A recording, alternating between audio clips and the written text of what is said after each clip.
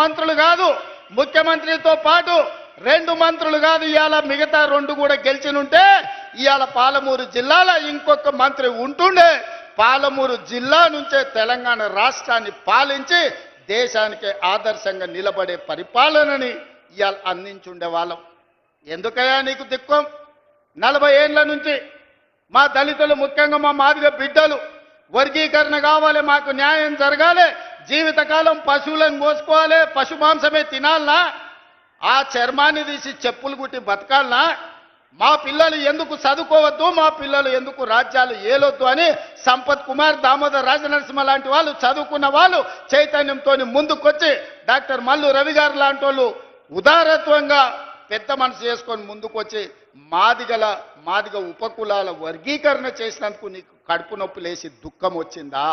ఎందుకంటే ఇవాళ ఇప్పుడే దామోదర్ రాజనరసింహ గారు చెప్తున్నారు, ఈసారి పిల్లలకు ఎడ్యుకేషన్లో, మెడికల్లో, నర్సింగ్లో చాలా సీట్లు వచ్చినాయి. పిల్లలు చాలా సంతోషంగా ఉన్నారు. వాళ్ళ తల్లిదండ్రుల కళ్ళల్లో నేను ఆనందం చూసినాను.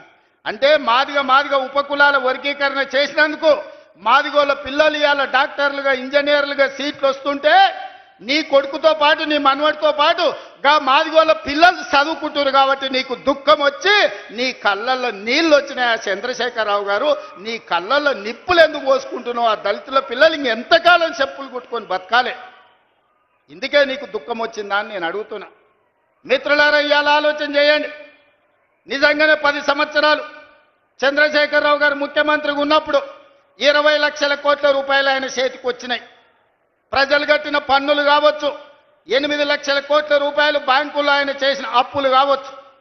ఆనాడు అన్నాడు, ఉమ్మడి రాష్ట్రంలో, తెలంగాణ ఉద్యమంలో, ఉమ్మడి రాష్ట్రంలో సమైక్య పాలనలో సీమాంధ్రులు మన సాగునీటి ప్రాజెక్టులు కట్టలేదు, నిర్లక్ష్యం చేసిండ్రు, అందుకే పాలమూరు జిల్లా ఎడారిగా మారింది.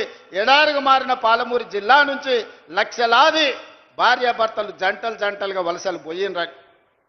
నిజమే, ఆనాడు ఉమ్మడి రాష్ట్రంలో అన్యాయం జరిగింది. ఈ పక్కన కల్వకుర్తి మొదలుపెట్టి అక్కడ పెట్టి పోతిరెడ్డిపాడు ద్వారా వాళ్ళు తరలించకపోయినరు నీళ్లు.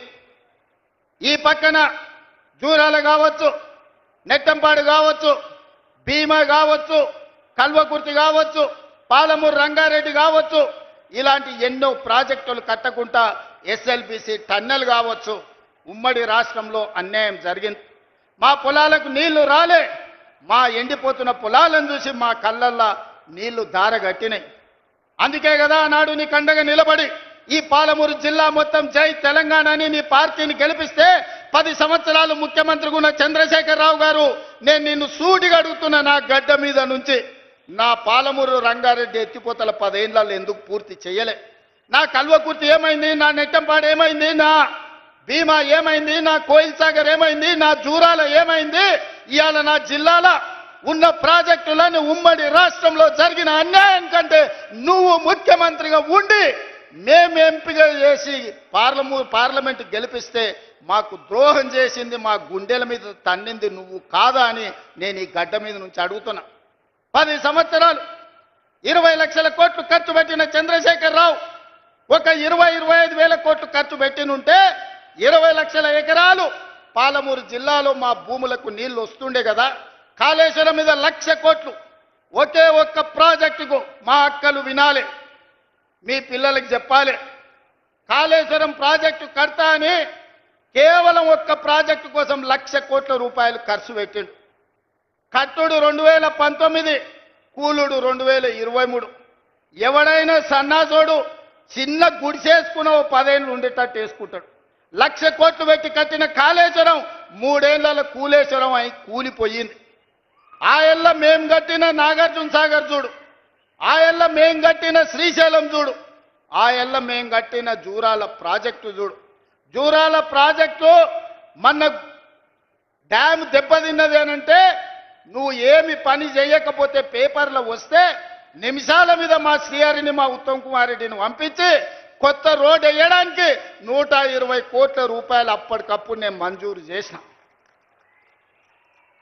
ఎట్లా చేయగలిగినా మీ బిడ్డను ఉన్నా కాబట్టి నా జిల్లాకు చేయాలి, అన్యాయం జరుగుతుంటే చూసుకుంటూ ఊరుకోను అని అప్పటికప్పుడు ఇచ్చిన. ఇవాళ 10 ఏళ్ళు నువ్వు పూర్తి చేయని ప్రాజెక్టులు, 10 ఏళ్ళు నువ్వు పడా పెట్టిన ప్రాజెక్టులు.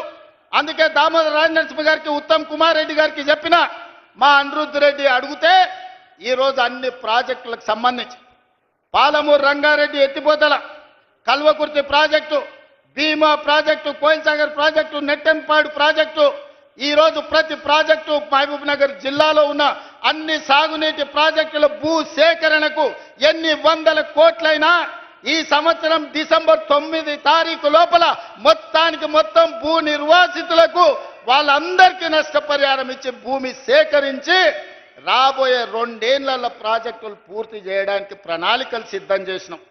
అందుకోసం నీ కడుపు మండి కళ్ళల్లో నీళ్ళు వచ్చి నీకు దుఃఖం వచ్చిందా చంద్రశేఖరరావు గారు? మా పాలమూరు బాగుపడుతుంటే, ఎడారిగా మారిన మా పాలమూరు పచ్చగా మారుతుంటే, కృష్ణానది జలాలు మా పొలాల్లో పారుతుంటే నువ్వు ఎందుకంత విషం పెట్టుకొని ఈరోజు విషం జిమ్మాలని మా మీద పగబట్టి పనిచేస్తున్నావు అని నేను అడుగుతున్నా. వెనకటికి ఎవడో దొంగలకు సద్దులు మోసిందంట. ఇవాళ శ్రీనివాస్ గౌడ్, నిరంజన్ రెడ్డి ఆ దొంగకు సద్దులు మోసే పని చేస్తున్నారు. సిగ్గుండాలి వాళ్ళు ఇద్దరికి.